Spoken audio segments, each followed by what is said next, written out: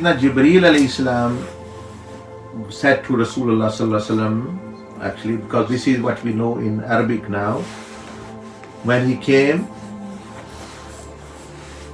Allah's kalam is uncreated. You understand that? Allah's kalam is not created, because Allah's kalam, is his sifa. And our tongues are created. So it's as though Jibreel Islam was saying that read the kalam, which is divine speech, with your created tongue. And the Prophet Islam said, sallallahu alaihi wasallam, actually mentioned, because he was not saying anything. Jibreel Islam at that time, he was saying, iqra, actually. That read.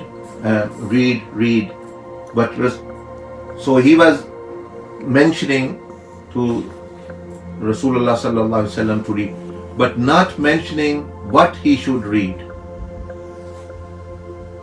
and how he should read. He didn't say repeat. Remember, let's say, for example, if I say to you, read, you say what to read. I have nothing to read. If I say repeat after me, iqra, then you can say. So when he first said read, there was nothing. If Jibreel Islam was not speaking, so what would Rasulullah read? He said, there's nothing to read. He again said, iqra, there's nothing to read.